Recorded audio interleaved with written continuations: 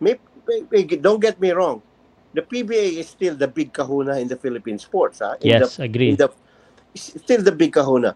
Can you imagine if you have an independent commissioner that actually do not allegedly surrenders to the whims and caprices of the board? Diba?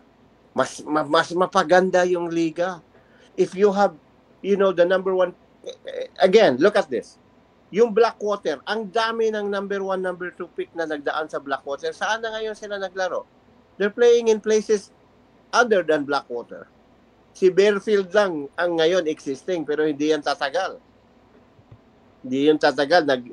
Player option siya this year, and I have reason to believe na aalis naman yon. It's just the history of Blackwater. So kung can you imagine kung pinakip lang yung mga assets ng Terra Firma over the years, assets ng Blackwater, they would have been competing. Instead, tingnan mo Blackwater, kulelat all the time. Terra Firma, kulelat all the time. Diba? So, yun ang problema. We need an independent commissioner.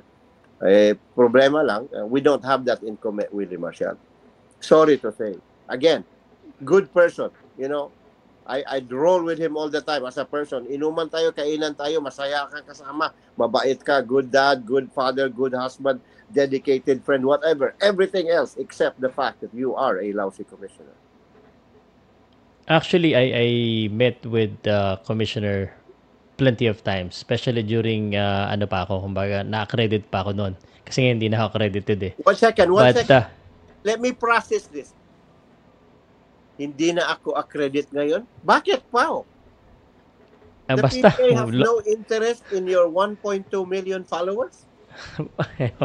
Basta long story, may nangyari na hindi masyado maganda. I decided not to push na lang para wala nang issue. But I do want to say I want to support them.